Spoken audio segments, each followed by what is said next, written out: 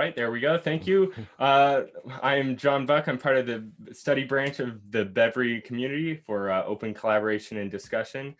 We've been going through all of John Vervaeke's 50 lectures on the awakening from the meaning crisis just recently. And so now we're able to have an interview with the man himself. Brett, would you like to sort of give a sort of introduction to the series or rundown with that? Sure. As we have left the axial age towards the secular present, we have lost the connection to ourselves, to each other, to the world, and our sense of purpose. This has been called the meaning crisis. In Awakening from the Meaning Crisis, his YouTube series, Professor John Vervaeke takes us on a journey from ancient Israel and Greece through to the modern age, documenting the history of the meaning crisis and the problems it has caused us, and presenting us the wisdom of the great philosophers from Socrates to Heidegger. Professor Vervaeke presents possible solutions through carrying out practices aimed at cultivating insight and wisdom, cultivating secular spirituality, sacredness, and awe, and presenting the idea of the religion that's not a religion. In doing so, giving us a rich new vocabulary to help us talk and communicate about the meaning crisis and our possible way out. Back to you, John. What do you think of that, Vervaeke? Well, call me John, please. Okay. Although that might confuse. That's all right. We'll know which John we're referring to. I think that's great. I guess the one thing I would want to put a little bit of a plug in for is the series also tries to show the relevance of cognitive science to these questions that have been brought up.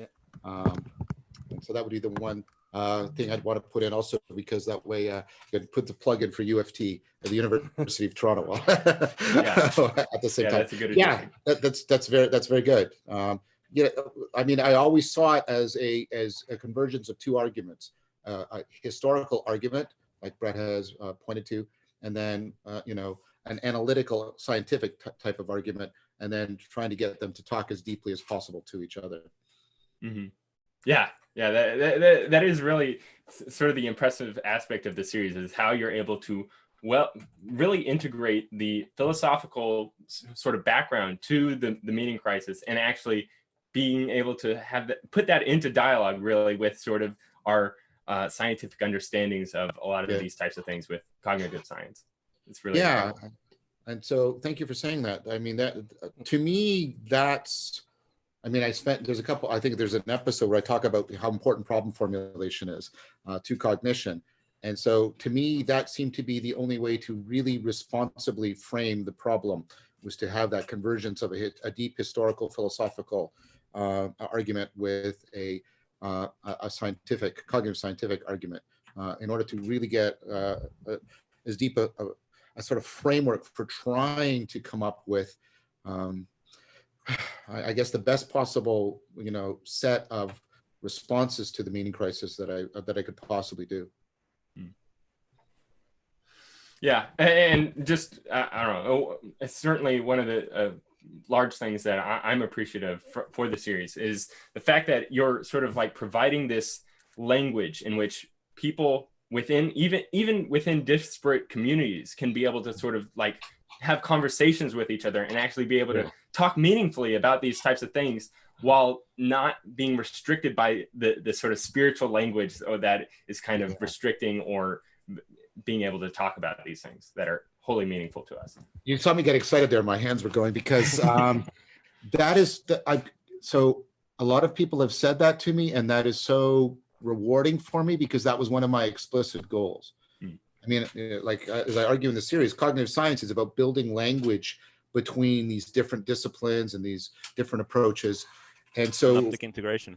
Yes, exactly. The synoptic integration. And so being able to afford that, but for these, perhaps if you'll allow me, if it's not too pretentious, giving a conceptual vocabulary, a theoretical grammar for synoptic integration between different ways of life and different ways of being. That was one of the things I was most trying to afford. I mean, of course, I'm going to argue for particular responses and solutions and positions. How could I not?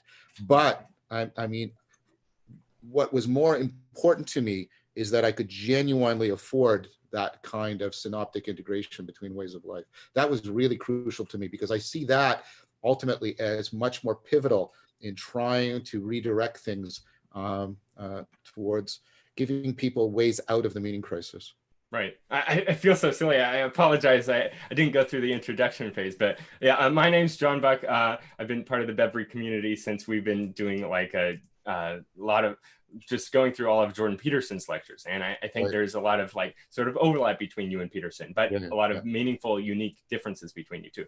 I would say my sort of connection to the meaning crisis is actually goes back even before I was born, because like my parents, they were sort of like children of the 60s and had this sort of inbuilt skepticism towards religious institutions, but yet found this strong need to have some sort of like strong religious identity to sort of build up from. And so I was raised in like a fundamentalist Christian household, even to the point of like not even going to church exactly, but rather like building up directly sort of this sola scriptura, only the book itself, the Bible, and then sort of building up from there. And from there, I've been sort of trying to understand my way out of this sort of meaning crisis through Peterson and your work, and as many and through philosophy, as many other places as I can sort of find it. You and I share that in our background. You probably heard that I was also brought up in a fundamentalist Christian family, and so yeah, I can deeply empathize with your past. Right. Yeah. Brett, you want to share or introduce yourself to John? Sure. So my name is Brett, or I go by Pleasure of Doubt online. I've got a small YouTube channel that I recently started where my focus is on having productive discussions between people with different views, and your being a bridge builder between people with different views, and trying to promote different types of discussions, and trying to get past our us versus them biases, figuring out ways around it so we can control for them. I don't think we can get rid of them, but control for them. So that's been a big focus of mine, and John introduced me to your series, and it's been, I think, hugely influential on my current thinking, and very much in line. My ideas are very much in line, I think, with what I've heard from you. And I'm a non-theist, so agnostic, weak atheist, however you want to put it. So I'm one of the nuns, and so I'm right in your target audience here, and so your series, I really appreciate that it provides a way forward for the nuns, that with the I'm not likely, I'm not part of a religion, but I'm not that likely to return to one, but the nuns need, I agree, this the religions have problems, but one thing they have done a relatively decent job is being an institution for meaning generation.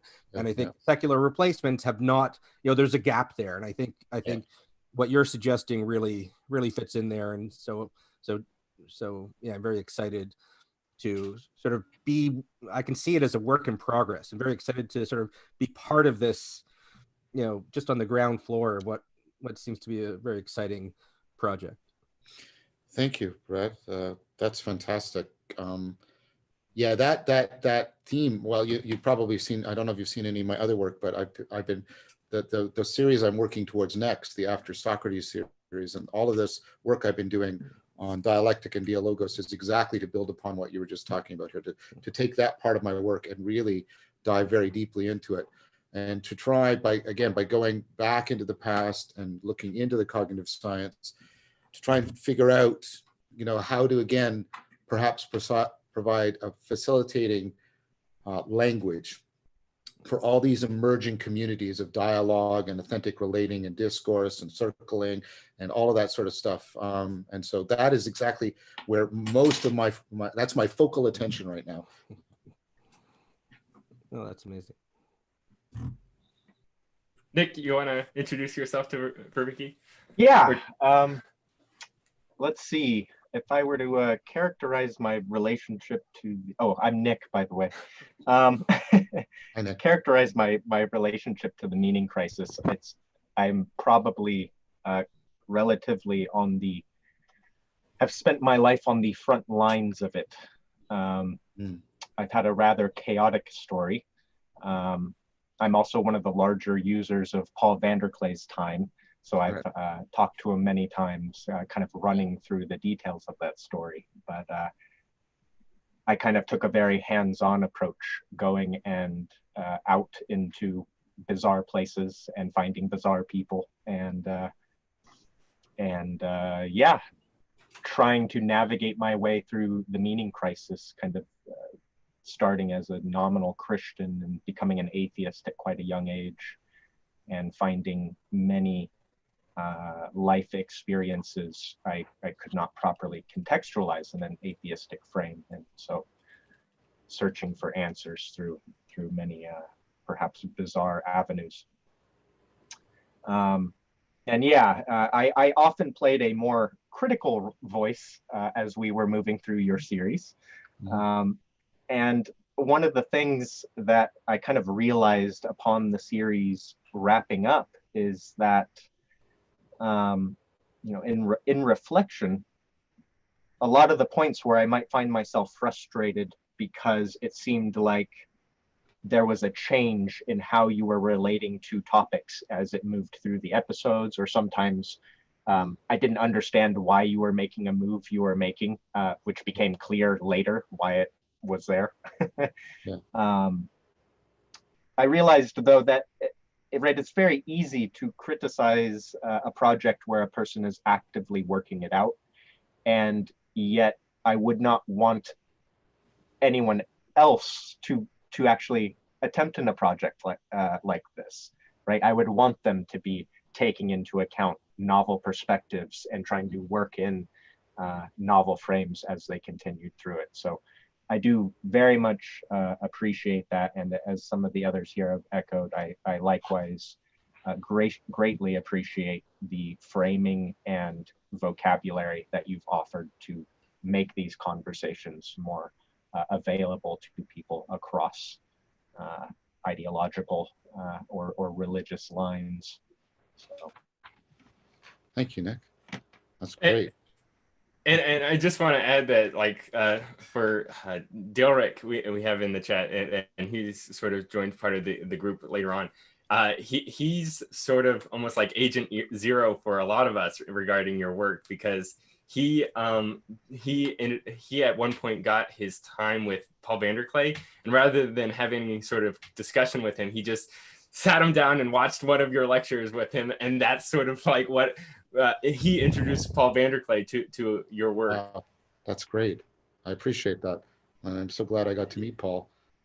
Yeah, I think that's one of the, you know, it's not every day that you get to think that you did something good in the universe, but that was one of them for me. So I'm very gratified to see that your relationship to Paul has blossomed in such a not virtuous, not virile, but it's flourished in such a lively way. Yeah, I mean, I have a lot of affection and respect for Paul. And I've often said, although in some ways Paul and I have some pretty deep disagreements, I feel safe with Paul, and not in that he won't challenge me in my ideas, but I feel safe in the sense that I always have confidence that he's coming into the discussion in good faith, and that's really, really important to me. Yeah, Paul strikes me as a very caring person. Yep, very much. I get that too. And he's always been deeply hospitable. And even when he's criticizing my ideas, and I like to take it seriously when he does, he always presents them very fairly. And I comment on that repeatedly. He's got a real gift for being able to do that, for presenting other people's points of view. I was really impressed with the way that he would manage to elaborate the contrasting positions between Jordan Peterson and Sam Harris, for example. Even despite the fact that he comes from the theist camp, he really did very well to present Sam Harris's point of view, I thought. Yeah, I think, it's Paul's gift. Chris Masterpietro and I are putting together an anthology on inner and outer dialogues. And we've asked Paul, and he's agreed to contribute to that anthology because of his facility for doing that. And the way he's even doing these confessional conversations right now, and trying to really explore that important aspect of what I call dialogos. And so I'm really looking forward to talking to Paul very soon. Yeah, I'm also looking forward to that. I can say that September cannot come soon enough. I would be really sorry if your meeting with him and Jonathan Peugeot did not go Yeah. forward, because of the COVID crisis or whatever else may come. Yeah, me too. Me too. I mean, it was really great to meet Jonathan in person. I'm going to try and get Jonathan on my channel too. Um, so and I just noted the difference, what it is when you meet somebody in person. You don't have this sort of limited, like whenever we're online, there's always this limited time thing around us, right? And Jonathan came in and we had lunch together, we walked around and talked, and conversation goes in a different place when you're in that kind of situation. And I'm really looking forward to that possibility with the three, and also having the three of us together. That's never happened. Only just, momentarily when we were planning the conference and stuff like that. And so I expect that both the context and the fact that it'll be the three of us together, I expect the conversations to go in really interesting and thought-provoking ways. Yeah, I'm really looking forward to that. So we all wrote kind of notes of appreciation. I guess that would probably work best to my introduction and really give a very good introduction. So I guess the best way to describe my relationship with a meaning crisis is that I'm pathologically curious, and I don't think that you can be pathologically curious today without running headlong into the meaning crisis. I don't think that people, there's nobody that has really been speaking about it. You and Jordan Peterson, I would say, are like, flowers in the wilderness in that regard. So yeah, that's basically how I ran across your work. And the note of appreciation, I wrote this down, was our civilization is fundamentally an agricultural civilization. Our agriculturalist ancestors thought that agriculture was literally to die for, insofar as they were literally willing to starve themselves in the winter rather than eat the seeds they needed to plant the next generation of crops in the spring with. In this sense, we are all benefactors of their willingness to sacrifice themselves in recognition of the importance of the agricultural way of life. My appreciation of the series lies mostly in the fact that I believe that the Four Ways of Knowing presents a contribution to humanity that is as much to die for as agriculture was as our far ancestors were concerned. Sorry, that last bit's a bit poorly phrased. Well, that's high praise, but I Yeah. mean it very sincerely. So I don't think it's overstated at all. Thank you for that. All right. So yeah, I guess we can move into our questions for you, and hopefully I want you to realize that we're doing this trying to. The reason that we're raising these questions for you is because we deeply appreciate your work, and we believe in it, and that it can be. We want to do our part in being able to better understand it, and also do what we can to maybe help you in certain of these areas. So, sure. Okay, just so I know you've got a thick skin, and all of our I want it to be clear that our questions. Yeah. That's okay. That's okay. Right. I mean, I even had an episode where I criticized my own work. That was quite funny, actually. Yeah, that's a weird headspace you get into when you do that. I do that much more when I'm lecturing on my courses. I'll put out my work and criticize it. So again, like I say, as long as people are coming at good faith and they're willing to listen and discuss, then yeah, let's go. Let's do it. Awesome. All right, Brett, you want to start us off? Great. So here's just some clarifying questions on a couple definitions that we'd like to just nail down. We've seen it describe meaning in different, if similar, ways throughout the course and after. And I'm not sure. It seems that your thoughts may have evolved on this. So could you give us your current definition of meaning and its components? So first of all, I want to make an important, caveat that when I use the term meaning, and I've explicitly said this, I'm using it as a metaphor. That's how the term is being used. That there's something analogous to how parts of a sentence fit together and fit to the world and fit the mind to the world that we're talking about when we're talking, but I'm not talking about linguistic or semantic meaning when I'm talking about meaning. I'm talking about what's often called meaning in life. So if you'll allow me to shift it to that, if you're okay with that, that's what I'm talking about. So for me, what we're talking about in meaning in life, I think meaning for me is ultimately the connect. So there's two parts of it. There's a functionality and a phenomenology, right? And they both have to do with relevance realization. So for me, meaning in life is the connection, the connectedness that is afforded to us by relevance realization. And that there's the functional connectedness, which is our ability to fit our cognition to the world, avoid combinatorial explosion, et cetera, et cetera. And then there's the phenomenological connectedness, the sense of belonging and the sense of mattering and the sense that one is deeply connected to oneself, to each other, and to the world. And so perhaps it seems at times like I'm shifting between those, but what I was trying to do with the relevance realization idea was precisely bridge between the underlying cognitive functionality and the phenomenological experience within states of consciousness. So that's why it has sort of that two aspect meaning to it. And would you include the figuring out our, I guess, the optimal grip on our agent arena relationship as part of meaning, or sort of a core underlying what allows us to have meaning? No, I think optimal grip is one particular.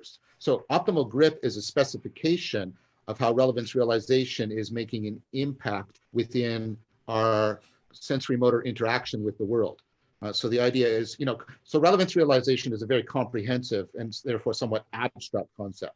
And what you're getting with optimal gripping is you're getting basically, okay, but how does the sensory motor interaction and our state of consciousness, how is it specifically shaped and fitted? So how does basically, I see optimal grip as how does the procedural and the perspectival, especially knowing, how are they getting coordinated together so that we're fitting the world in a way that is most functional for our ultimate sort of participatory relationship, the way we've been fitted by biology and by culture in the agent arena relationship. Did that answer your question? Yeah, I think so. Thanks for that. The other definition we wanted to just get a bit of clarification on is what's uniquely distinct between being rational and being wise? So what's uniquely distinct about being rational and being wise is that, well, I do see that, I do argue for them being on a continuum. So there's not going to be, I'm being a little technical here, there isn't going to be an essential distinction, because if they're on a continuum, there can't be. But what I would say the difference is, when I'm pointing to rationality, I'm pointing to a systematic and reliable way of overcoming self-deception and affording flourishing. But when I'm talking about wisdom, I'm talking about how these different kinds of rationality, so for each kind of knowing, how they can also systematically relate to each other. So let's say you have propositional rationality and procedural rationality and perspectival and participatory rationality. And then how do they form a dynamical system so that rationality is itself being complexified? That's what I mean by rationally self-transcending rationality. Right. So just like you feed intelligence back on itself to get rationality, you feed rationality back on itself, the way the various rationalities feed on each other, checks and balances. So just to give one clear example, the way I say, for example, active open-mindedness is managing our propositional rationality, right? And mindfulness is managing our sort of perspectival. And then what you need is something that integrates the two of them together in a dynamic fashion. And that's now moving towards wisdom, something that's optimizing the relationship between the respective rationalities for each of the kind of knowings. I see. But right, you see what I mean? How that's not ultimately a distinction in essence. Right. It's a distinction on a continuum. Yeah. Yes, thank you. That's very, very helpful. Thank you. Yeah. So John, I really appreciate through your series, you sort of take a bit of a you sort of open it up for a lot of people from many different sort of perspectives that I think it makes it more inclusive for people to be able to interact with your work. But I got to say, I'm curious, like, which camp do you sort of find yourself maybe more leaning towards, perhaps? That being modernist, postmodernist, or pragmatist?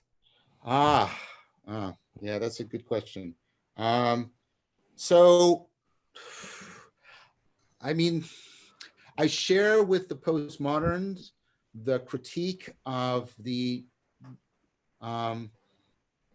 limitation of the Enlightenment notion of rationality. And that's actually come out in what I just discussed with Brett, right? And the limitation of knowing to propositional knowing. So there's these two truncations. And so I share the postmodern critique of that. What I don't share, I guess, I don't like to treat postmodernism as just a homogeneous group, because there are deep and important differences between like Derrida, who I know very deeply, and Foucault. And you know, I've studied Foucault, you know, in graduate school, so I have some understanding. I take Derrida and Foucault very seriously, and other people under the label postmodern, I don't take as seriously, because I don't think they've produced the argumentation and the work. So with that important qualification in mind, right? And see, I even hesitate, because I see Foucault towards the end of his career, especially when he's writing about technologies of the self, and he starts talking about Pierre Hadot's work. I see him coming around to what I'm concerned about, because the problem I have with the postmodernists is they got stuck in the critique of the truncation of rationality and propositional knowing. They got stuck in what Ricoeur, I think, really well described as a hermeneutics of suspicion, and so that everything is under suspect. And then what happens is, it's, if you'll allow me my language, it's continual frame breaking, and there's no frame making, and therefore the project. Like, it's like, well, yes, I get it. The Enlightenment went wrong in this way. But maybe another way of saying it is, where the Enlightenment went wrong is it deeply forgot wisdom. And what I don't hear the postmodernists giving us any guidance in is something that we perennially need, which is wisdom. And so I'm sorry, I'm not trying to, I'm trying to give you this. This is a long answer. I'm trying to say, you know, I'm sort of I take the postmodern critique seriously, especially the critique coming out of Nietzsche and Heidegger, but also aspects of Derrida and Foucault. But I haven't, like I say, I think they get stuck in a permanent, you know, hermeneutics of suspicion. It's constantly frame breaking. And that goes with another point I want to. It's constantly frame breaking, and they've lost, I think, the frame making. The original project, which is what I think was lost in the Enlightenment, was wisdom. And another way of putting this is the postmodern discourse is usually justified around, you know, concepts like justice and freedom. I don't quite know what the postmodern idea of justice is, so I'm going to put that aside. But but there's a sense in which what I'm saying is, they have reduced freedom to freedom from. Yes, we want to be free from the restrictive grammar of the Enlightenment, but they have forgotten that freedom is also freedom too. But what are we free to? How are we free to flourish? How are we free to self-transcend? If you don't want the Enlightenment language or the metaphysical language of self-transcendence, great, but give me an alternative positive framing. And so I in that way, I wouldn't classify myself as a postmodernist either. So pragmatism. So the pragmatist I know deeply is James. So I'm going to take him as the representative of this. I've read some Rorty, of course, and I've read Hilary Putnam. But James and Stephen Batchelor too, because I think he ultimately comes down on sort of the pragmatist end of things. So James has been a deep influence on me. He's one of my heroes because he's kind of a proto-cognitive scientist, because he's a great psychologist, a foundational psychologist, and an innovative and important, world famous philosopher. He also did some some of the preliminary neuroscientific work too, which was very primitive at the time. But so I like James a lot. The thing I have with James is that I think James, and I don't know if this is the case for Peirce, so I'm only going to speak of James, but I think it's Jamesian pragmatism that's most prevalent. The thing I have with James, and this is I think this comes out in Rorty too, is I think James, see what James is talking about. He's reminding us, if you'll allow me my language, he's reminding us that in addition to truth, we're under the normativity of relevance. And I think that's what the pragmatists were remembering. They're saying, but wait, in addition to truth, there's relevance. And in some important ways, relevance is more important than truth. And I think that's kind of right, but I'm not sort of convinced that he got it right. But what seems to happen in James in ways that I'm quite critical of is he seems to think he can reduce truth to relevance. And I think that's kind of a mistake.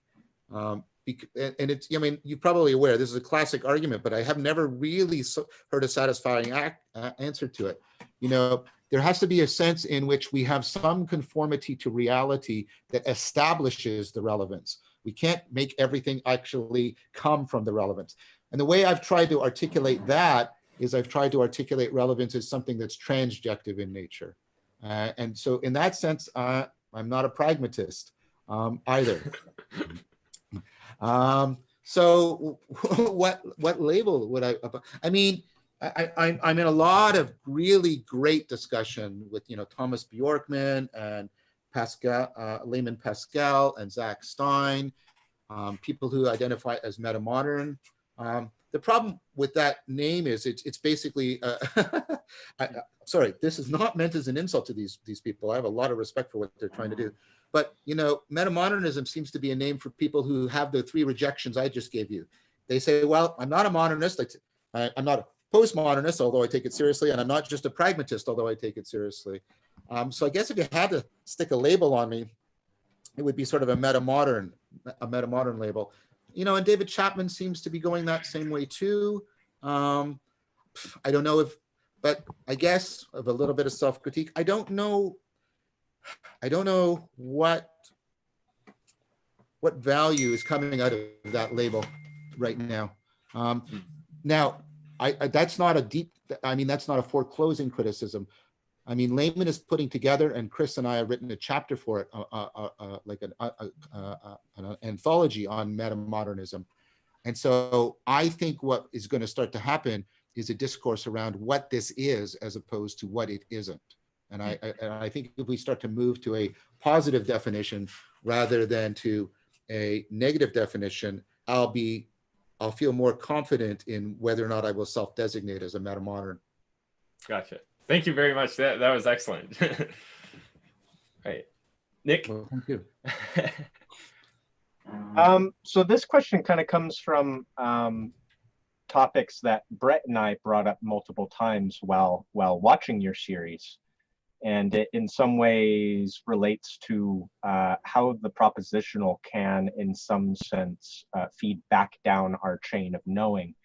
Yep. But it's while it is the case that non-theists and theists can have experiences that are wholly meaningful to them, are there nonetheless differences in meaning? And to what degree do the theist and non-theist propositions afford the ability to meaningfully contextualize a transformative experience? I think that's an excellent question. It's a question I'm giving a lot of thought to right now, Nick. And so this is very much more. So sorry, this sounds grandiose, but it's more at the cutting edge. I gave you the invitation. It's a little bit so it's more cutting edge, so this is going to be a little bit less well thought out perhaps, but maybe that'll allow us to explore it a bit together. I don't know, but I'm open to it. So I think that one of the things I'm trying to get a sense of is well,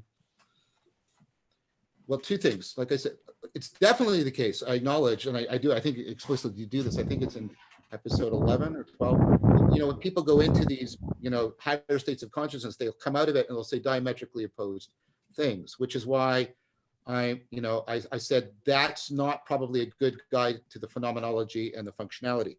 But you're saying, okay, if I'm putting words in your mouth, just challenge me. You're saying, yes, I get that, but are you implying that the propositional stuff makes no difference? And I didn't want to say that either. So is that a fair, like, if I got sort of the knife edge of your question? If I believe so. Yeah, okay, great. So yes, because the idea of, and I do make clear that all these kinds of knowings are feeding up and feeding down each other in a very complex, dynamical fashion. And so one of the ways, now, this isn't meant to be an exhaustive answer, but I'm hoping it will be an insightful answer. I'm trying to look at, worldviews and how they function, and how they're often pivoted around, or they have sort of a focal, they've got subsidiary stuff focusing on exemplary sort of people who have some disclosure of what's ultimate. I mean, so I'm thinking, and so the four that I've been looking at, I've been looking at like Neoplatonism, Taoism, Buddhism, and Vedanta. Again, I'm not claiming this is exhaustive. I'm not claiming this is exhaustive. But what you see, and what's really interesting, is there's kind of a dimensionality here, in that they all sort of talk about, they all talk about this, all these dimensions I'm going to lay out in a sec. But what they do is they foreground and background them in different ways. I almost think about it like they have sort of different, they're in the same state space, but they draw different attractors through it, if that works for you as an analogy. Yes, it certainly does. So, so again, what I'm saying is so I don't want people jumping on me, because I'm clearly saying that all four of them talk about all four of these dimensions. That's not what I'm talking about. I'm talking about what the propositional stuff seems to be doing, is it seems to be, right, in ways in which they foreground and background certain aspects. So for example, I think Neoplatonism, puts, it tries to get at the ultimate sort of as the source of intelligibility, right? But it talks about other things. Taoism, and I've practiced this for 29 years, so this isn't just, Taoism seems to try and get at the ultimate through like sort of self-organization in a really profound way. The Tao is the sort of ultimate way in which things flow and are organized. Now, both of them talk about the other. Neoplatonism also talks about how things self-organize. Taoism also talks about intelligibility. So I'm talking again, right? And then, Buddhism, especially, Shunyata, tends to put a lot more emphasis on, that the way the ultimate is revealed to us in the constant, the constant withdrawal into the moreness of things. Right, but it also talks about intelligibility, and it also talks about flow, right? You see what I'm trying to do here? And then Vedanta, it talks, about the sort of the way the ground within and the ground without resonate with each other as a way of talking about the ultimate. But again, Atman and Brahman. Yeah. So you see what I mean? Again, all four of them talk about all four of these dimensions. But what they seem to be doing on the propositional level is they seem to have one as the gateway point on the geometrical figure. I'm just using a metaphor. I hope it's helpful. Yeah. No, it is. So they basically say, if you look here, right, from this vantage point, this is how to look at the shape. And so they're all, right, so I see the propositional stuff as actually doing that. And now the question I have, and I don't have a good answer for you right now, is well, two questions. Is, well, why this reshaping? And I think it has something to do with sort of cultural historical relevance realization, right? Well, and perhaps adaptability to the arena. Yes, exactly. And then how it does that is because I've been concentrating so much in the cog sci of how participatory knowing makes possible perspectival, which makes possible procedural, which makes possible propositional. But how it goes the other way down, that's, well, you see what my hands are doing. So I acknowledge that it does. I don't have a very good answer for that right now, but it probably has something to do with the way propositions can displace us in time and space and modality in the way in which interactions, interactions, perspectives, and ways of life, agent-arena relationships can't do that.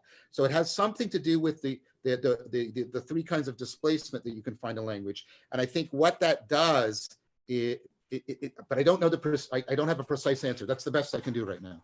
That's great. Yeah, and I've thought about it sometimes as, right, it appears that the propositional is always retrospective. It's always looking backwards, right? It's coming up with explanations for these embodied experiences. Yet, upon creating it, it also projects itself into the future, such that when the experience comes around again, it's also kind of loading an a priori framework onto it. I think so. I agree with that. I think so. And I think it's not only doing that diachronically.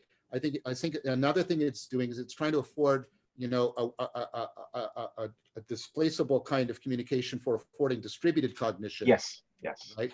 So I think it's both diachronic and synchronic, and then there's some kind of dynamic also between the diachronic dimension and the synchronic dimension of that. Yes. And then what I'm interested in this is much more speculative. Okay, so always acknowledge, right, the plausibility of your claims as much as you can, right?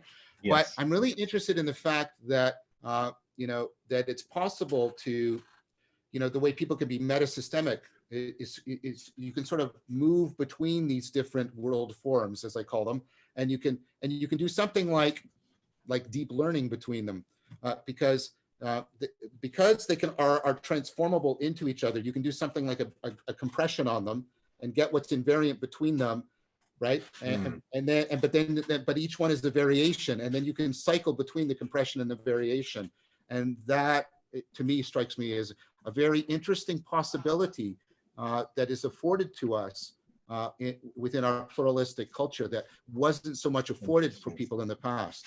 And so that might be an important part of the religion that's not a religion, that new way of sort of doing deep learning on the world forms. So would you almost consider that like a dynamic form of perennialism?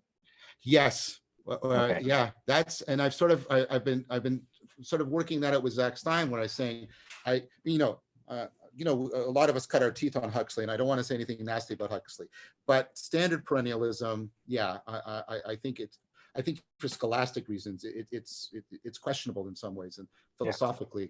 And Farrar has done some excellent work on that. The role it has within transpersonal psychology, and I point people to that. He's had a deep influence on my thinking.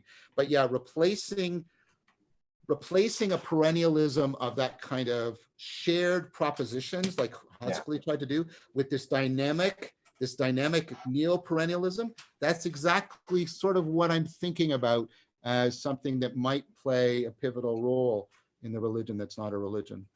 I see. That's great. Thank you very much. Yeah, thank you. Okay, we have a question from Ben, who's the founder of Bevry, and he's been part of us as we've been going through this series for a good portion of it. So Ben, go ahead. All righty. So my question is, awakening from the meaning crisis is the answer, but how can we have more people ask the question without using an imposition? Well, sorry, and this is not meant to be in any way dismissive. Well, one of the things you could do is have a worldwide crisis. We've rephrased this several times. My original one was, create market necessity through selective pressures such as market and social catastrophes that necessitate survival or self-actualization or grassroots marketing. Let me try the more difficult one if you might. Okay. Alrighty. So the self-actualization meme seems to increase the fitness of its host, such as through preemptive resolution of dissonance and the elimination of axiomatic falsities, both of which can prolong harm if not addressed. Sure. As such, my interest is in the fitness of the self-actualization meme. That is to say, the at-risk population, the rate of transmission, and its competitive survival. So looking at this from an epidemiological perspective, in the same way we're tracking coronavirus. So awakening from the meaning crisis is a transmission vector of the meme of self-actualization. Besides making more content such as awakening from the meaning crisis and marketing such content to others, what else can be done to increase the spread of this meme, and what would you recommend? Okay, well, there's two questions in there. One is about the meme itself, and then one is about the meme's promotion. I tend to think, you see in both Kohlberg, so two of the pillars of self-actualization are Kohlberg and Maslow. And it's interesting that both of them towards the end of their career said that they had gotten it wrong, that there was a stage beyond self-actualization. And independently, they both came to the label of self-transcendence. And so I would hope, in fact, that the one of the things I would like to do with the meme, doesn't that sound pretentious? One of the things I would like to do with the meme is to actually say, no, self-actualization is actually an affordance of self-transcendence, and we need to move back to what that means and what Maslow and Kohlberg and others meant by it. And then that sort of that might tie back into my answer to the promotional aspect of your question. And this has to do with the thing I've been talking about. I came up on Peter Lindbergh on the Stoa, and I talk about stealing the culture. And what I mean by that is I've been doing, if you'll allow me, these, the theory is very top down, but I've also been doing a lot of bottom up work. I've been trying, and I mean participant observation, involvement, commitment, connection, giving my time and talent and resources to the bottom up task of helping people build ecologies of practices, build actually communities in which these ecologies of practices are properly homed, not just housed, but properly homed. And I've been doing a lot about that. And then trying to get these various communities to network and talk together and try to, well, like I say, try to build a bottom-up alternative culture. So look, so my model here is Christianity, right? And the way it stole the culture of the Roman Empire. And it did a lot of bottom-up stealing of the culture before the top-down propositions actually were able to get, significant purchase. So I think, yeah, you should be making the arguments, and nobody stopped making the arguments.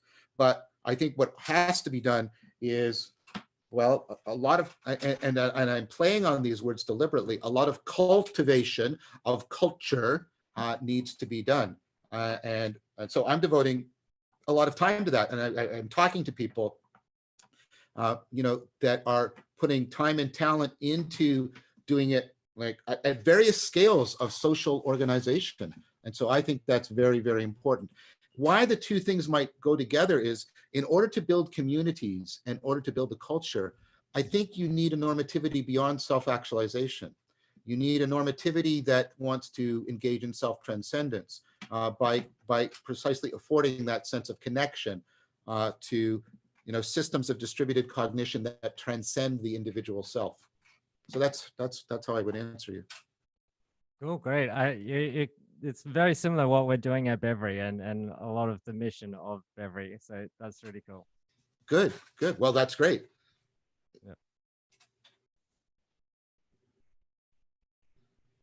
Yeah. We may have lost John temporarily. So Dowrick had the next question. Yeah, it's kind of a question from all of us, because I mean, we're putting these questions together, and this one was kind of an amalgamation of a common concern that a lot of us had. So I'm just going to read it. Early in the course, you seem to point to the crucial role that narrative wisdom, ethics, ritual, and the like. Yeah. You've crafted a narrative for this course. In the third of the course, it seems you downplay narrative, reducing it to its role only in symbol making. What role do you see narrative playing in resolving the meaning crisis? And do you see a role for the crafting of a dynamic ethics? Right. Could you hear that? No, I lost the last little bit of that. It was garbled. Okay, I'm just going to reread the last sentence. Is there an adequate replacement for narrative as a tool in transmitting wisdom and dynamic ethics? Did you catch the whole part? I did. There anything else that was missing? No, I think I have the whole thing. Okay. Yeah, so I think your appraisal of my appraisal of narrative is accurate. So I think I'm going to invoke this term, and I have a distinction behind it. And if you want to dig into that, we can, but we can't do everything all at once because we're limited human beings. Right. So I think narrative is indispensable to becoming a cognitive agent. I tried to lay out those arguments, and I think narrative is also very good practice for getting and this is Urero's argument, our cognition into a kind of dynamical system of processing that helps us to get into deep conformity to how the world unfolds. And I think narrative is very important that way. So that's the positive side of my evaluation of narrative. The issue I have, and I think narrative, and therefore narrative plays an important role in ritual and in symbol. The part I was critiquing is when we try to, do I want to use the Freudian term here? Maybe. When we try to see reality ultimately as a narrative. So it's the totalization of narrative. Pardon me? That's the problem. Is it the totalization of narrative that's the problem? Well, two things. Yeah, there's two things. It's the totalization. It's the totalization of narrative. And I get that, because that totalization, you know, we're a story and then reality is a story. It's a way of affording deep conformity. And as long as that's understood symbolically, that's why I spent so much time on it, I think that's fine. But when the totalization becomes the justification, even the a priori, in like not the logical sense, but the intuitive sense, right? Of a grand metaphysical teleology, that's where I start to find it problematic. Precisely it leads to authoritarianism. Well, it leads to totalitarianism. So the political consequences of totalitarianism, utopianism, and those two often go together. It also leads to, it almost inevitably leads to people ultimately, how do I want to say this? It leads to people sort of making pronouncements about science as an enterprise that I think they can't justify independent from their commitment to teleology. Well, they'll say, well, science shows, you know, that things don't happen on purpose, and I give all the arguments for that, and therefore science must be wrong because I believe there ultimately is a teleological function to the universe, and then I find that a circular argument, and I find it a very frustrating argument, because it's like, well, you need to give me arguments independent of a presupposition of teleology or the projection of narrative for why you can countervail all this argument, right, coming out of science that there isn't a teleological metaphysics at work. I need something independent from that. And then what circles around is it circles around to sort of this like, well, you know, we've always told stories, and it's like, no. I don't find that a convincing argument. So the issue, what I was trying to do, and one more point about this. So totalitarianism, utopianism, I find it leads to often what I consider illegitimate arguments against science, and then third, it overemphasizes purpose as the factor that causes meaning in life. And in fact, people, it so overemphasizes it that people use those terms as synonymously. They use finding your purpose and meaning in life as if they're the same. And that just flies in the face of research that we have. Yes, you know, having purpose in a sense of a goal that organizes your other goals, it matters. But first of all, it's not the sole factor of meaning in life, and it's not the most important factor. Mattering to other people and to other things, being connected to something bigger than yourself, right? Just that mattering is way more important than purpose. Now, if you I have a slight bit of pushback on that, because isn't narrative the way that we determine how people matter to us to the degree that we're deciding how their goals match up with ours? We use narrative to evaluate that, and how other people matter to us is a function of that exploration of narrative. I don't see how we can do that without narrative. I think no. I agree with you on that. I think narrative is, and that's Daniel Hutto's argument, which I talked about, right? That you can't pick up on other people's mental states without narrative. But I don't think you need then to say, well, the reason why that works is because reality is unfolding in some sort of grand narrative. What you can say is narrative, and this is how I try to frame it, narrative is a very powerful psychotechnology for picking up on other people's mental states and putting us into a frame of mind that, you know, that would just like, so if you'll allow me a weak argument by analogy, so I'm doing it for purposes of explication. I think literacy is such a powerful psychotechnology too, but I don't think that means in any way that the universe is somehow literate or unfolding according to the principles of literacy. Now, I hope that strikes you as a somewhat, you know, wow, that's a weird claim to make. that's how the claim that because narrative is so indispensable to us and to understanding and knowing each other and getting meaning in life, that somehow legitimates, projecting it on to, reality. I find that very, very questionable. And I think I do take your point with respect to the idea that narrative can be overinflated. I personally wouldn't contest that at all.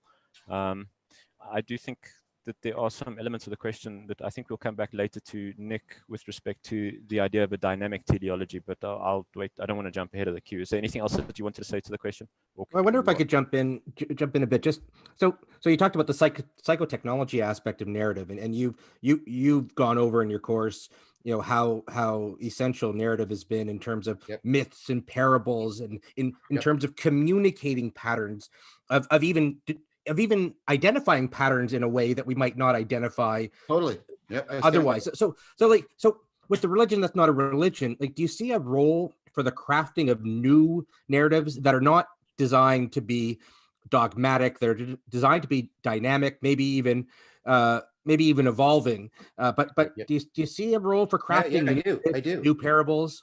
Yep. And so I do. First of all, two things.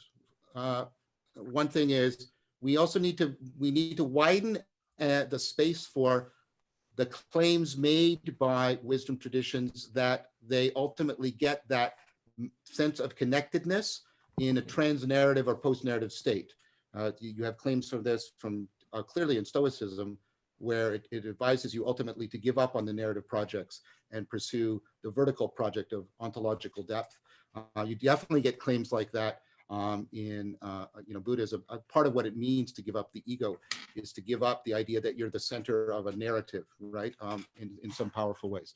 So first of all, I'm saying we need to make space for the deep, important claims that have been made by various wisdom traditions, that there are post-narrative states that seem to be actually deeply enhancing of meaning in life. That's one point.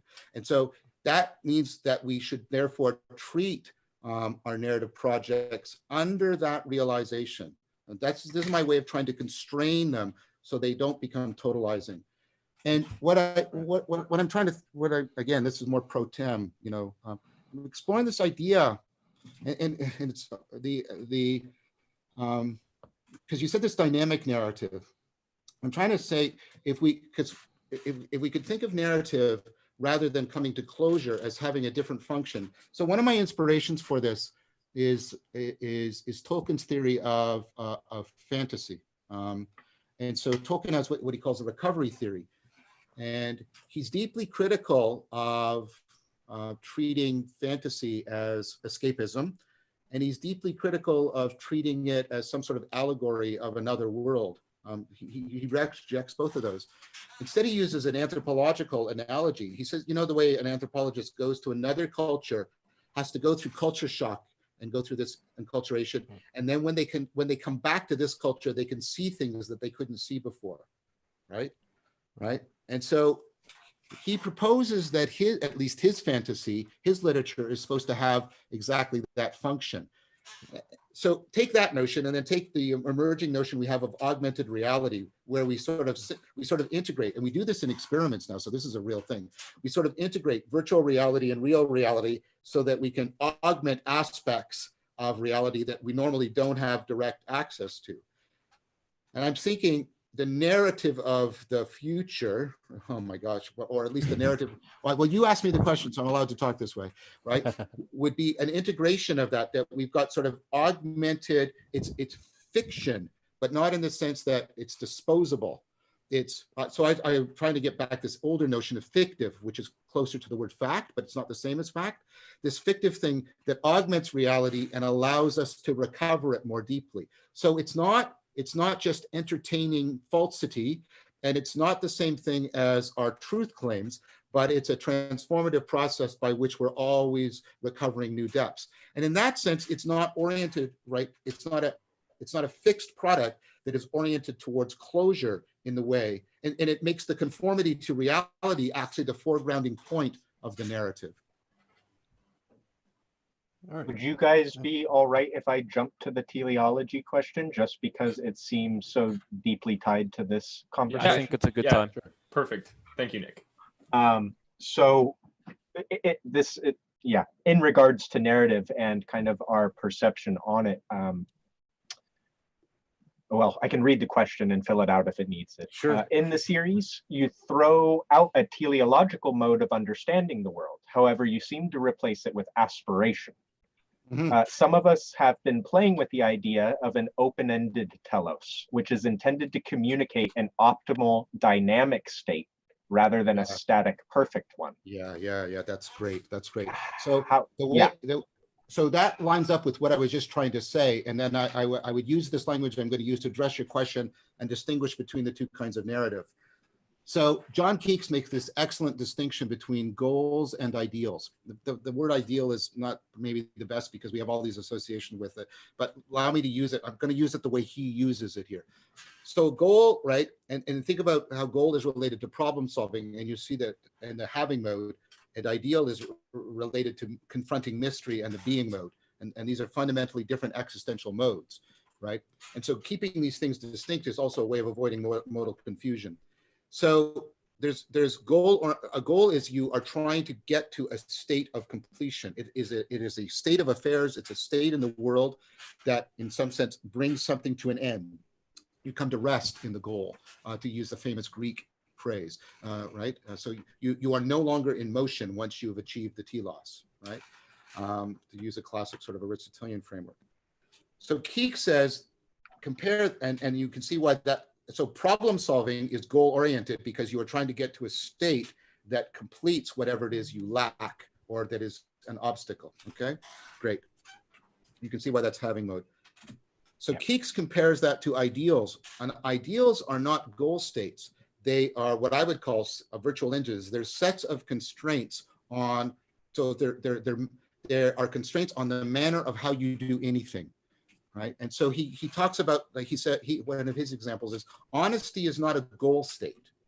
You don't get to it and say, aha, now I'm done. No more honesty for me. I can just rest, right? And same thing with wisdom. And so I think narratives, and the point about that, the point about honesty is, right, it is well comported with the being mode because it's actually a virtual engine on ongoing development rather than the attempt to get to a completed goal state.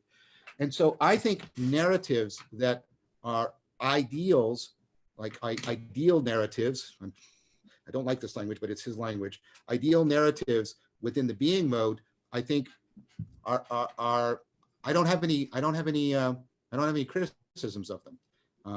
I see. I think they are really important, and that's what I was trying to get at with this sense of. But how, so what is it if it's not the if they don't resolve, right? If the problem isn't solved, traditional ways of understanding narrative. If the problem isn't solved and we don't, what's the point of the narrative? Well, this is what I'm trying to get at with Tolkien's notion of fantasy. The point of the narrative is the perpetual recovering, right, of this world by augmenting it through fiction and doing that kind of, so it's an ideal rather than a goal. And it's a different kind of narrative. It's a different kind of narrative.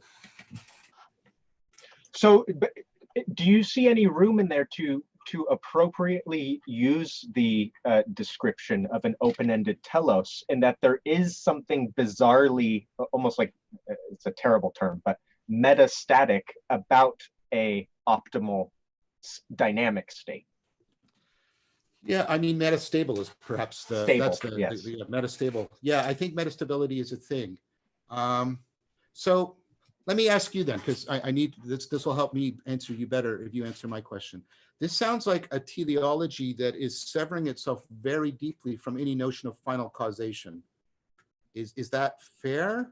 Or am I mishearing you? Well, yes and no, right? Because I'm approaching this from within a Christian framework. Sure. So I would make the argument. Yeah, I'm respectful of that. You know that, right? Yes, yeah, certainly. Okay. And I would actually make the argument that the telos that Christianity is intended to communicate is one of a dynamic optimal state, much more so than a completed the world is over state. Whereas perhaps this may not be fair, but when I look at Buddhism, I see more of a closed telos, because there's the dissolution into sunyata, which has this kind of finalizing effect. Yeah, it does, but it's the blowing out, so it's not a completion. I get your point though.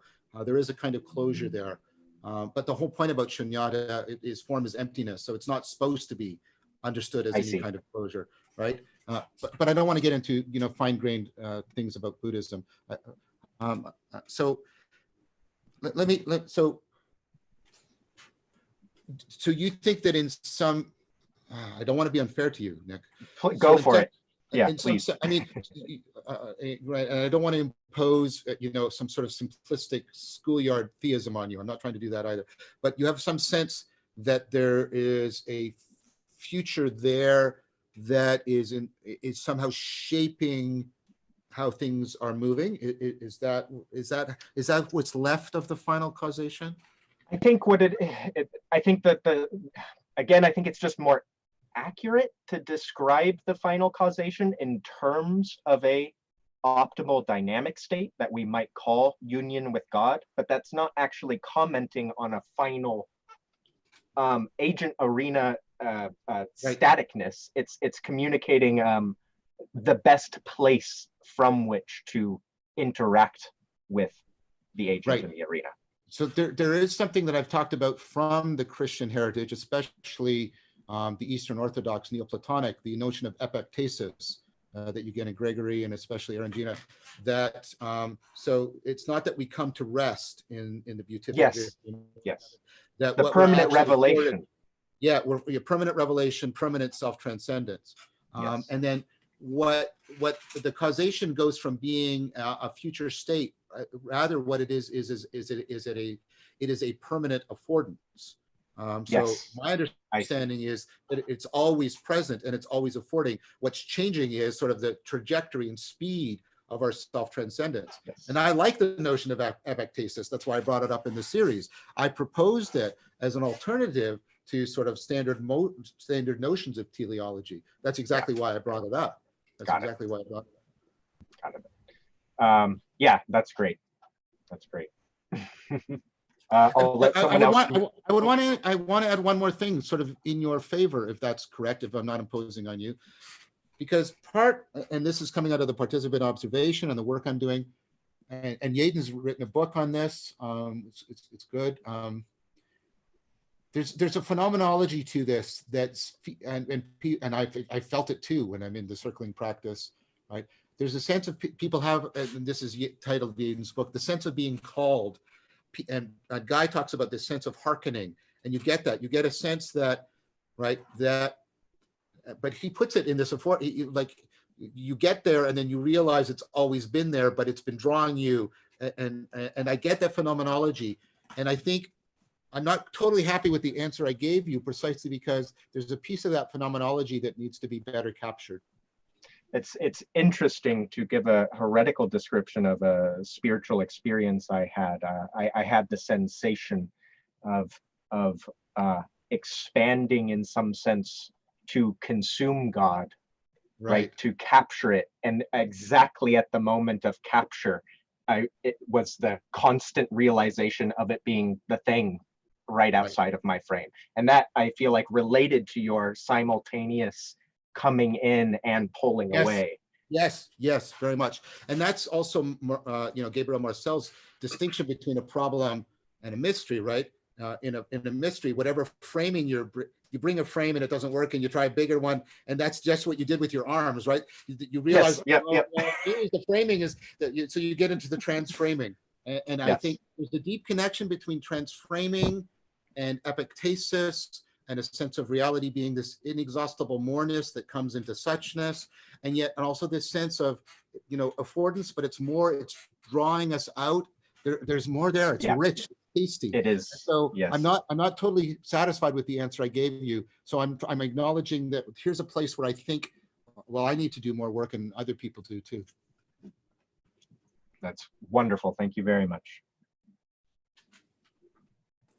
Brett, I think you had a question. Sure. So from listening to your series, it seems that the Gnostics got so much right in terms of participatory knowing, serious play, ritual, and the like. But there also seems to be this dark side, which you've talked about, Yeah, very which much. can lead to conspiratorial thinking and extremism. So there seems to be this danger to the participatory knowing, which can be subject to serious bias that can lead to prejudice and even atrocity. So, you know, how do we benefit? Can we benefit from the beneficial, the transgressive features of Gnosticism without succumbing to their dangers? Like, for example, Right. can we have the benefits of Heideggerian thinking without the Nazism? You know, Right. and are the positive benefits to Gnosticism worth the risk of descending into theologies or philosophies that douse the world in blood, as you described it? So I'm going to start with the answer to Heidegger because it's actually a good way to getting a doorway into my answer about the Gnostics. So I'm reading an excellent book that I highly recommend by Rakowski called Heidegger's Platonism. And the core of his argument is if you look at Heidegger in the 20s and the 30s, especially the 30s, when he's teaching on the allegory of the cave, he has this very positive evaluation of Plato. And then in 1940, he turns on Plato and makes him the villain of the history of metaphysics. And Rakowski argues there was something going on there. And I won't go into the argument of the book, so I'm just pointing you towards it. But basically, he argues that if Heidegger had stuck with, and what Rakowski argues, I think with pretty good scholarship, by the way, is a couple of Heidegger's key insights about, the critique of ontotheology and that being isn't the same thing as the being of beings. He gets those very, very directly and clearly from his work on Plato's myth of the cave. That's really clearly the case. And so Rakowski suspects, and I do too, that the thing with the Nazis, and he also needs to sort of distinguish his thought from Plato. That's part of the turn. And what Rakowski argued is if he had stayed, this is one of the explicit theses of the book, if he had stayed with that Platonic investigation, he wouldn't have gone down the dark route of getting involved with the Nazis, his most serious mistake, as he sort of really weakly. One of the things that pisses me off about Heidegger is my most serious mistake. Oh, that's really not a strong enough description of what just happened there, right? So I think that's really good. Now, and that actually segues into the answer I want to give you. So I've ordered it. I'm reading it, but I've looked at it before. So Plotinus has this argument with the Gnostics. He has a treatise on it, and one of the things that I toyed with doing explicitly, but I didn't know if it would get too digressive. So I left it there more of implicitly. I was trying to say that, the Gnosis is really good, but Gnosticism, a better home for Gnosis is in Neoplatonism rather than within Gnosticism, because what you have ultimately, and this is so relevant to the lot of discussions I'm having with Zach and others right now, Zach Stein, about how we turn to mythopoetic thought.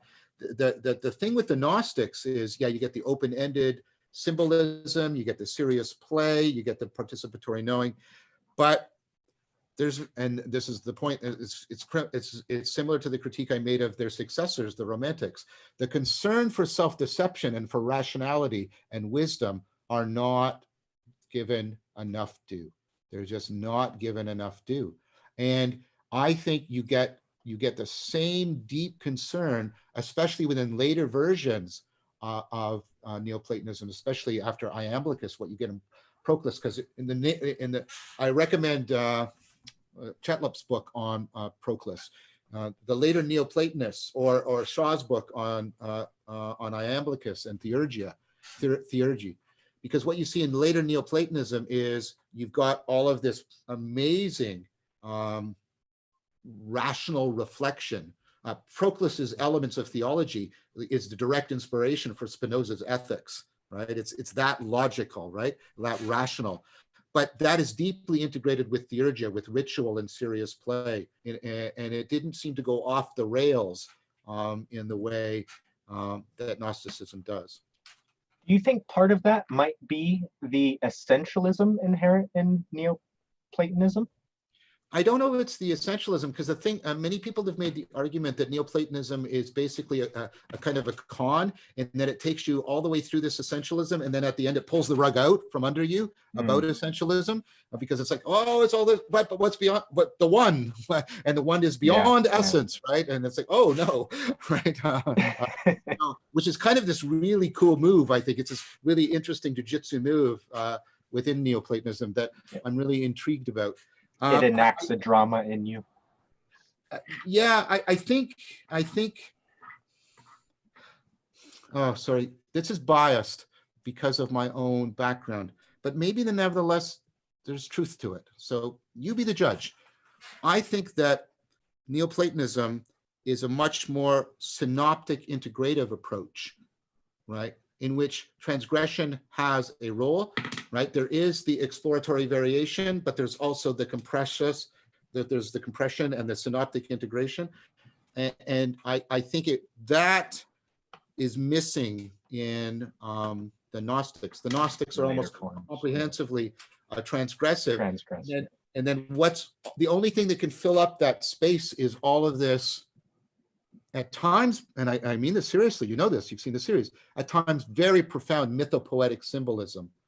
But it's, like I said, it's divorced, even though there's all this mythopoetic representation of Sophia and wisdom and, you know, and self-transcendence. And they seem to, they talk at times that they like Plato, but there isn't, I can't find a clear wisdom project within the Gnostics. I can find it hollow. I can find like very clear. Pardon me. I said, would you say it's hollow like Romanticism by any chance? Geez, that's a good question. I mean, Romanticism. It tends to.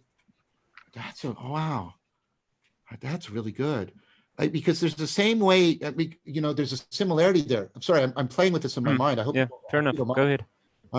There's a similarity, right? Because the way the Romantics treat the world as a blank canvas upon which they can project, that's very similar to the way there is this comprehensive rejection of the world within Gnosticism as something that you merely break through. Exactly. Yeah. Oh, that's really good. I hadn't thought of that connection before. That bears more thinking, but my initial response is, I think that's a very insightful connection. Yeah, that has to me at least the prima facie plausibility of a good insight.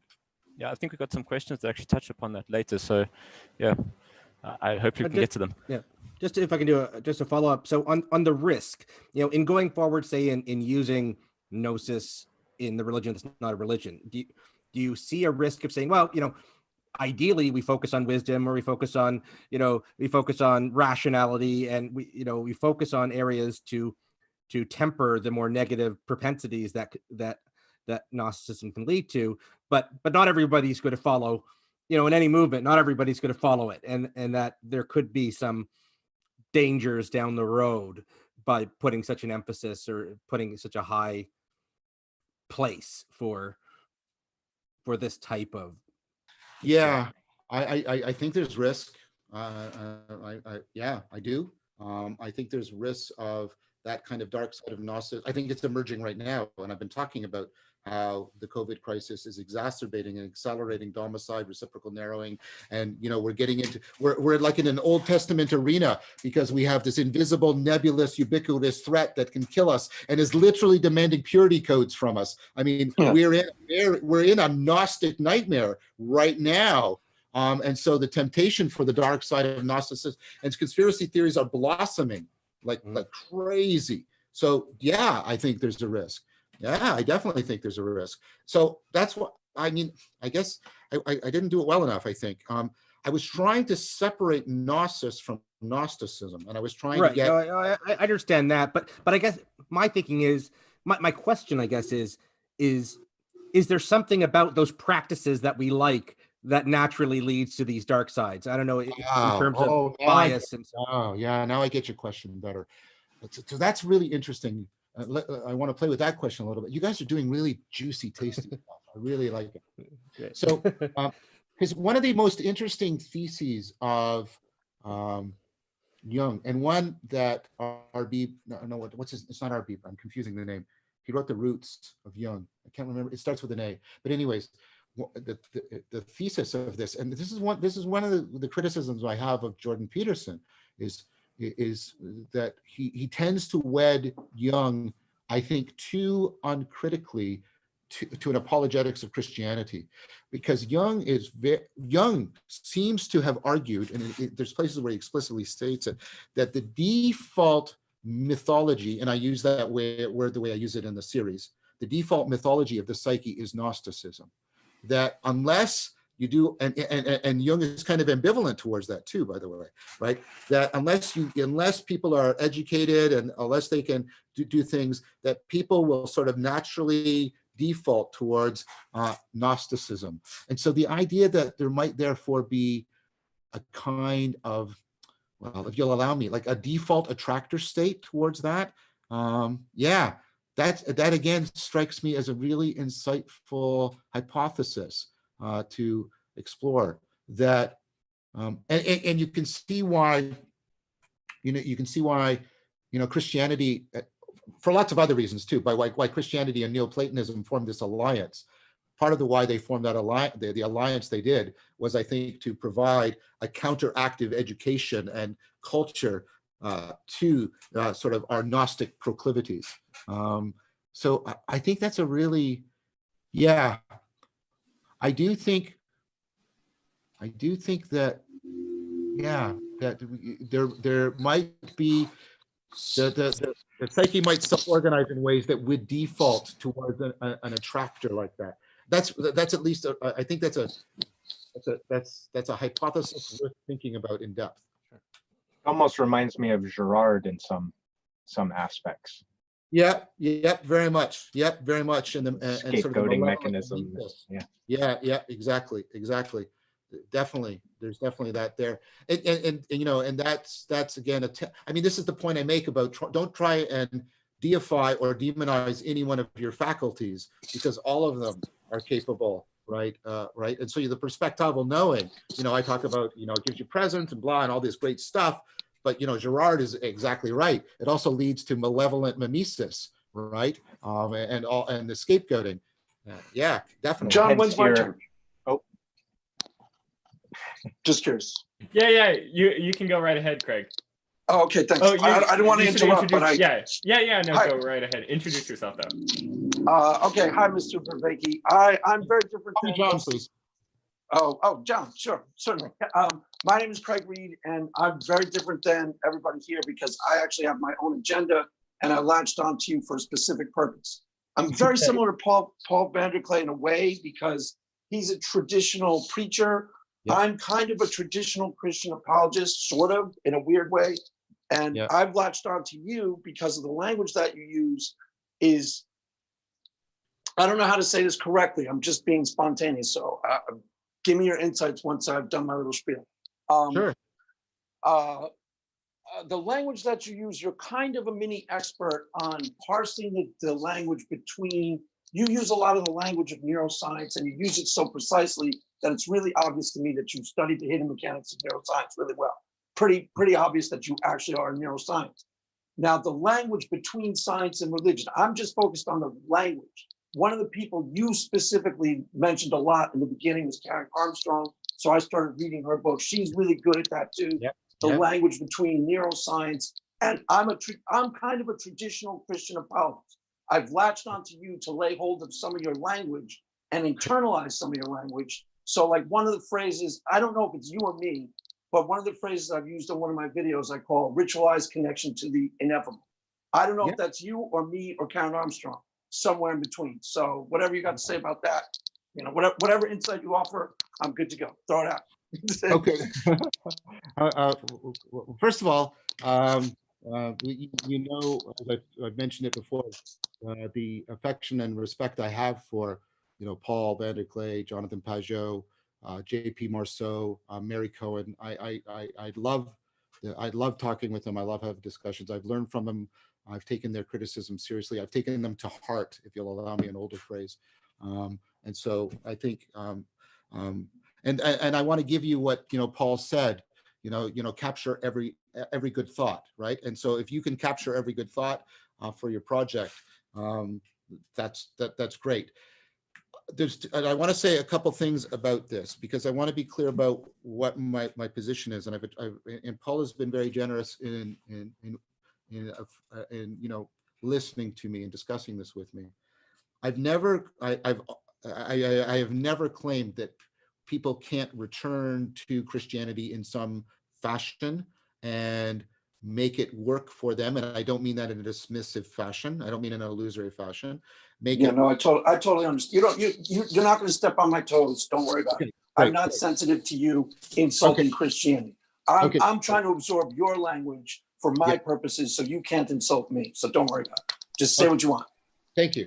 So I've never said that that isn't possible for Christians.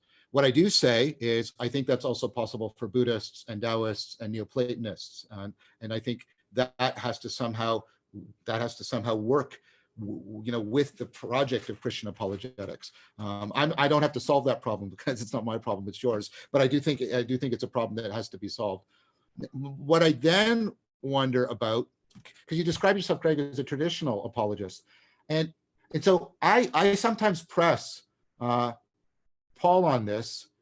Jonathan is weird because Jonathan is simultaneously a deep traditionalist and then also this radical revolutionary, and it's really hard. But both Mary Cohen and J.P. Marceau, especially J.P., are non-traditionalists in important ways, right?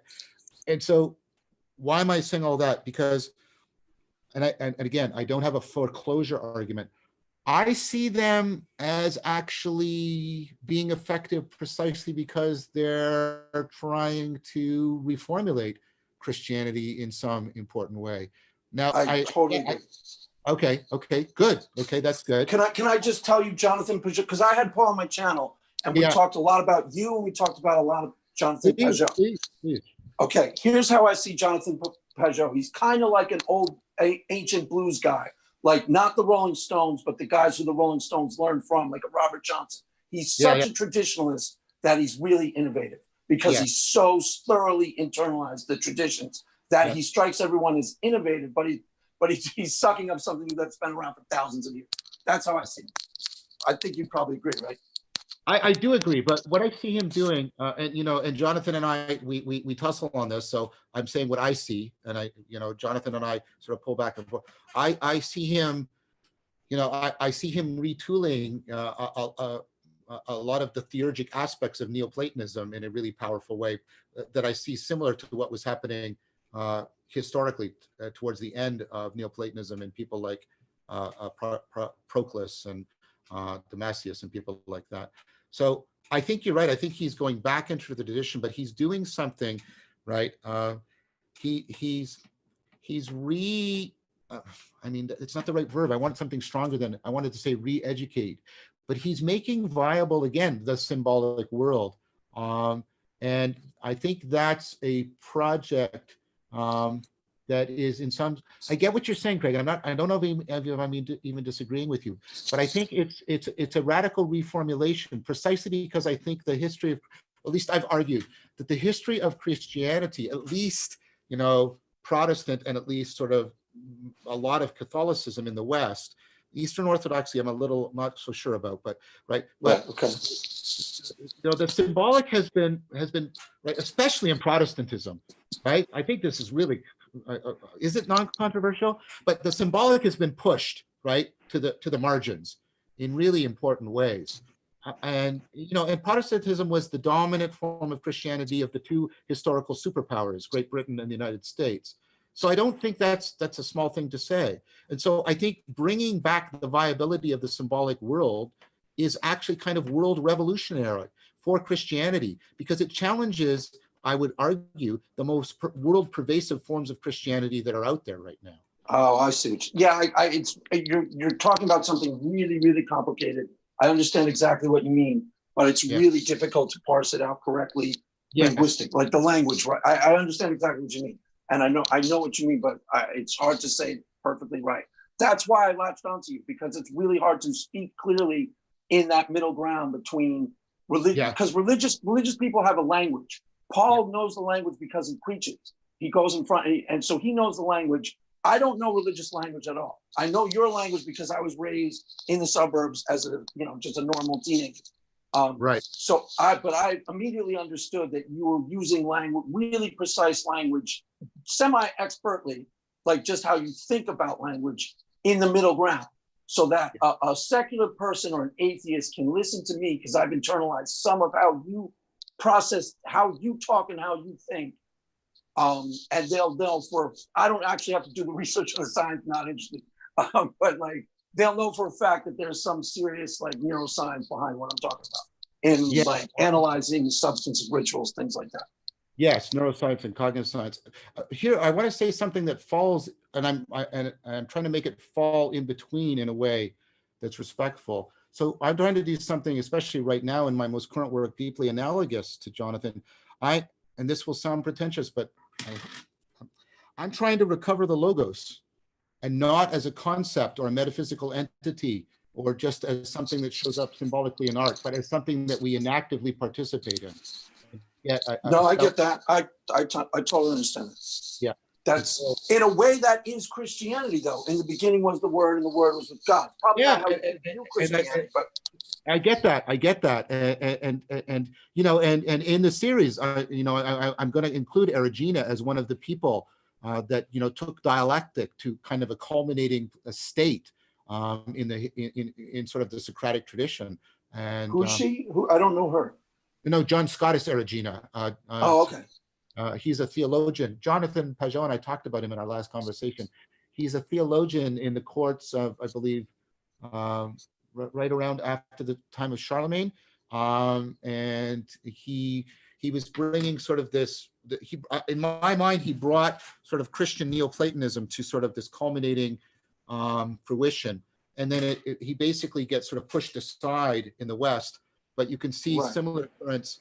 Can I ask a weird question? Do you think he got pushed aside because of a political agenda? Like, people accuse Christianity in particular, but religion of a power dynamic that was political first rather than spiritual and pure and ritual. Rituals are pure. I think you would agree with that, right? Ritual is purely connecting to something subjectively, right? Is that fair? Well, there's two things. We can talk about ritual more at depth. But let me answer your first question, and then you can maybe. Yeah, I'm not trying to talk too fast. I just know that you're smart enough to handle it. So if I'm throwing, I'm not throwing fastballs to throw you. I'm throwing fastballs because it's liberating. Honestly, I swear to God, that's true.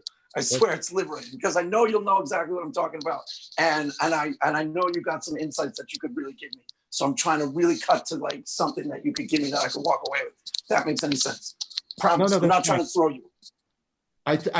So the answer to the first question is I'm ignorant. I don't know of anybody. We don't know why Erigena is pushed aside and he's sort of eventually declared heretical. It's not clear in the history. So I need to read more. I've been reading more, but I have not found any good convincing answer to that question yet. So I don't know if it's just my ignorance that I'm reporting right now, which is quite possible, or if there's just general ignorance, and that's why I haven't come across an answer. I haven't come across an answer, so I don't know. So the idea about ritual, I didn't quite catch everything you said. I think ritual is really, really important, and I think ritual is imaginal and transjective in all the ways I talk about that. It's one of the most important ways in which we get a participatory knowing of transjectivity, and therefore really afford deep transformation and aspiration. And I've talked about, in work I've published, how ritual integrates aspects of mindfulness and aspects of flow and aspects of hypnotism together. So why it's so powerful. I don't know if that's what you're asking me about, but I think both in terms of its functionality and the kind of knowing it affords to us. I think ritual is really important, and I've been consistently arguing for that. I don't think that ritual sits on its own. I think that ritual has to sit within mythos, and mythos has to connect to some lived sense of sacredness. But I can't see you actually well, I shouldn't speak to on your behalf, but it seems to me that you wouldn't disagree with what I just said there. Just wanted to jump in. Well, Craig's might not be there, but Oh, wait. I just wanted to say sorry. on ritual. I wanted to say your series. Like, I've never been a big anti-theist, but your series just gave me a new appreciation of the benefits of religious ritual that I hadn't appreciated in any way before. So that I just wanted to chime in. Thank you for that. Well, I mean, that's where Jordan Peterson and I are in a kind of deep alliance. I mean, Jordan Peterson is a really complex guy, and I know him more personally than most people. I'm not close friends with him, but I have spoken with him at length, in person, and we've been together at conferences and stuff like that. And one of the things that I think made Jordan famous was what and these two belonged, well, one thing with two parts. He put his finger on the meaning crisis, and he put his finger on that there's a functionality to religion that the new atheists were missing. And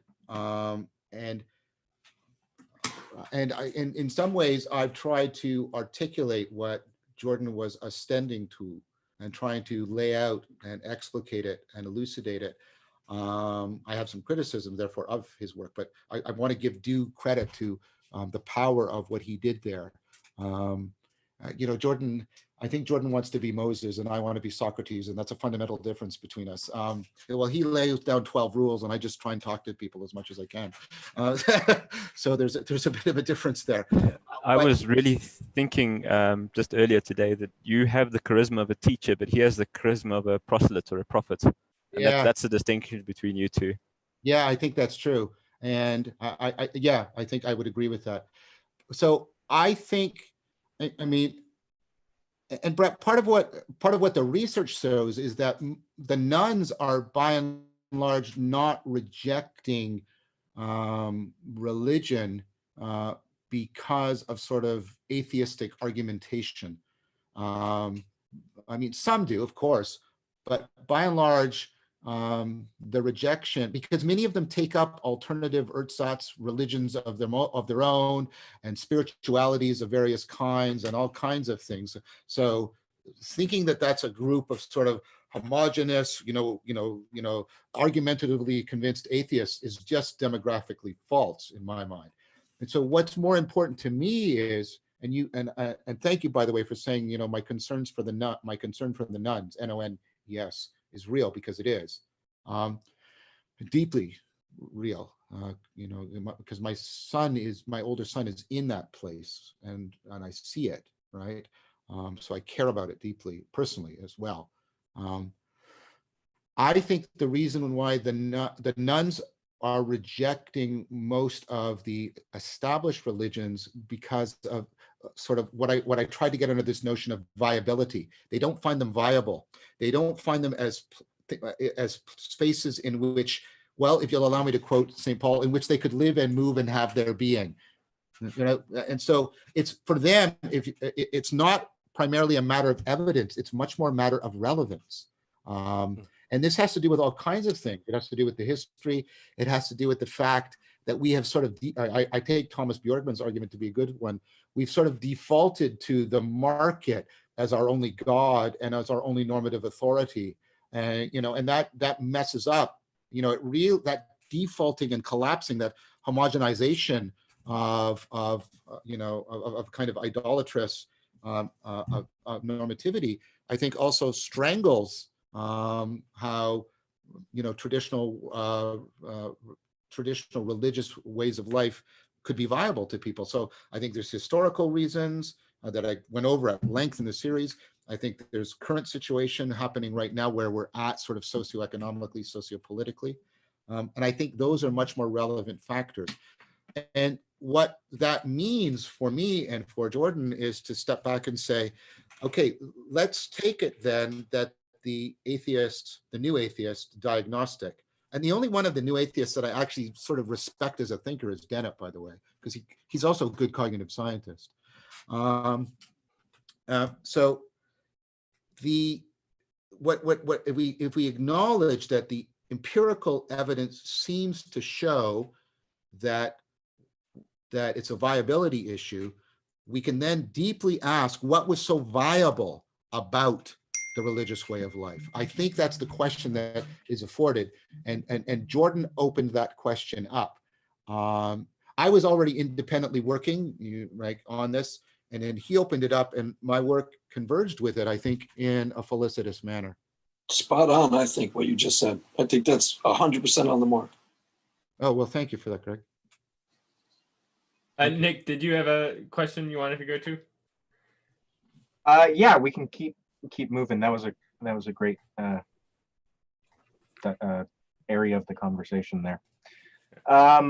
So this one, it actually seems like it's almost been answered in pieces as we've been talking, but I will put it forth and see what you think about it. Is the permanent quest an act of domicide because you are denying yourself a place of refuge? How do you get a sense of home if you're always in a permanent quest? It seems like being able to have a secure sense of home actually alters our understanding or affords us a novel form of exploration. So it's not to say we should be staying home, but it does mean that it does change the character of the explorations we do move through. And this is kind of a two-parter. I tied in Heidegger here as well, because Dasein and the definition of Dasein seems to have this kind of a domicide-like effect. Well, at least the thrownness is definitely at least resonates with domicide in some ways. Yeah. Okay, so let me try the first part, and then maybe that'll give me the tools for getting into Heidegger, which is always dangerous. So one of the things I try to explore in the series, and this goes back to, I think it overlaps, and maybe you're alluding to this, it overlaps with that, the distinction between kinds of narratives that we were talking about earlier. Because I'm very interested in the project that came out of the Cynics and the Stoics of trying to really deeply reformulate what home meant in a powerful way. And then I see this also in aspects of Taoism too. And I think the Stoics actually corrected the Cynics in a powerful way, because I think the Cynics are transitional. They get sort of this halfway idea. So the idea is that, home is actually what you set your heart on. That's the Cynic idea, right? And it's more your skills and virtues and sensitivities and sensibilities by which you are capable of establishing agent arena relationships, affording participatory knowing. And so in that sense, home is much more a functional thing for the Cynics, but they sort of think, well, what that means is, make your home somewhere other than man-made institutions. And I think that's still a mistake. And where I think what the Stoic correction of that, which I think is the deep insight, is no. What you should be thinking about the homing process, and what you should be understanding what it's doing. And what it's doing is instead, right, it's the whole thing, it's bringing into awareness, right, this the process of co-identification, et cetera, et cetera. And then what Stoicism, I think, then says is, and it's this interesting move, and it's kind of the essence, of rationality. One of the essential moves, not the essence, sorry, one of the essential moves of rationality, which is take your fixation off the products of your cognition and put it on the process. Because I hope by saying all that, I'll now say something that doesn't sound paradoxical or ridiculously self-referential. The Stoics recommend that we find our home in the homing process itself. And then for me, that is always part of a quest, because what I try to argue is, right, sacredness is always a movement between like the accommodation, the opening up to the numinous, but also the assimilation, and it's relevance realization writ large. It's the deep, right? It's the variation and the compression, and the homing is the assimilation, and the numinous is, right, the accommodation. And you have both of those on a quest. Because if you only have one, you don't have quest, you have horror. And if you only have the other, you don't have quest, you have just staying at home. So yeah.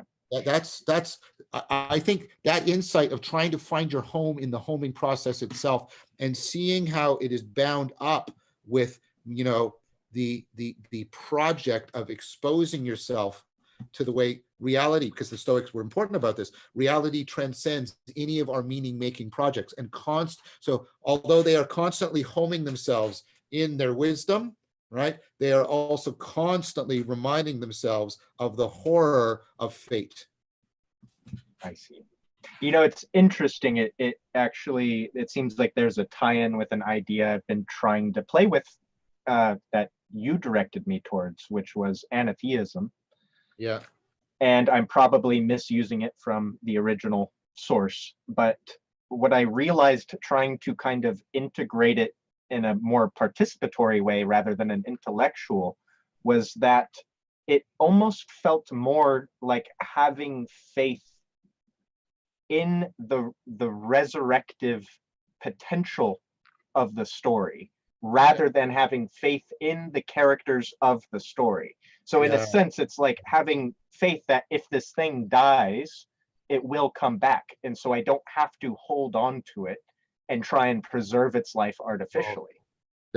Thank you, Nick, because this is what I'm trying to get at with Socratic faith, as this sense of right relationship, continuity of contact with the logos, rather than the assertion against evidence of a set of propositions that guarantee me that I get to this particular place, right? And so, that sense of Socrates, because Socrates, I mean, the dialogues famously often do not close; they do not complete. Right, but he's willing to. He has a faith in the logos that he's willing to follow the argument wherever it can go. And I keep saying, pay attention to the fact Socrates is ridiculously relevant right now. He's doing the dialectic when Athens is literally under siege and has suffered a huge plague that has killed Pericles and a lot of the leadership. He's ridiculously relevant right now, and his Socratic faith, right, not only got him and his followers through the crisis, it afforded, it was one of the things that laid the seeds for stealing the culture eventually. Yeah. And it was interesting too, because again, just referencing that, the sense of security that kind of washed over me upon transitioning into that form of faith was, well, it felt more like a home than trying to stick to the propositional, which almost felt like staying in somebody else's home. Wow, I love your phenomenology here. This is so cool. Because I was talking to somebody about this earlier, and I was trying to get at the notion of Socratic faith as the way I'm faithful to my partner. And that is some of the old biblical imagery, and right, in both the Old Testament in God's covenant with Israel, and the New Testament in Christ's relationship to the church, right? And so my faithfulness to this, I'm in this like amazing relationship with this woman, right? And my faithfulness to her is not that what it is I'm trying to maintain, this continuity of contact with her so that I stay in right relationship with her. Not that I keep her fixed, or I'm saying this is where the relationship is going to go, because I can't do that to the relationship. I don't have that authority over it. I don't know how it's going to go, other than I have the sense of, if I am right, if I get into right being, I will be coupled to this relationship, wedded to it, if you'll allow me this language, in the right way. So I stay in right relationships to her. And so I stay on course with this relationship. And that's the sense of faithfulness I'm talking about. Absolutely. Yep. And right, in my mind, it's triggering a lot of the Christian symbolism that talks about a similar, right? Yes. There's many points where it's saying, like, don't follow the letter of the law, like you're not accomplishing anything by doing that, etc. But yes, that was wonderful. Yes, I agree with that too, what you just said. Yes. Now, John, we want to be very respectful of your time. We've so far gone an hour and 50 minutes. Are you willing and able to go on for several more questions? Well, I actually, it's getting to the point where I'm going to need to go to the washroom soon. Gotcha. Because we've been here a while. If you'd like you to take a break, we could like interact with the chat for a while, or if you'd like to actually put it into it, well, we're fine with either. Well, I'm actually genuinely torn here because I'm having a rip-roaring good time right now. As are we. Yeah, we're very pleased. I'm also sort of wanting to spend some time with some of my loved ones tonight. Sounds like we should schedule another discussion. Yeah, invite him back for a shorter chat. Yeah. If I'm happy with that, actually. Yeah. You'd be happy with that? All right. Can you handle one more question at least before we leave? Yeah, I was going to say, why don't we go for like another 5 more minutes or so, and we wrap it up. But yeah, I like what Benjamin's suggesting. I'm happy to come back. Excellent. Yeah. Right. Okay, great. And we'll do that question, and then I'll do a little show for. Yeah, if we can have a little bit of time after we end the recording, that would be great, if that's possible. Yeah. All right, Brett, you want to give them the question you had there? Sure. So just want to make sure. Am I muted? No. Okay. Great. So like I said, I'm a none. I'm right in your target audience. I'm an agnostic, but you've warned against autodidacticism. Yes. But I guess my question is, what should someone like me be doing right now? While the religion that's not a religion doesn't exist, while these institutions don't exist, yeah, I get that. When we're not, when there isn't that structure and that group and that community that has the experts who are guiding us through all the rituals and so on, what should we be doing now? Okay, well, first of all, sorry, I really don't want this to be self-promotional, but it is the case at hand.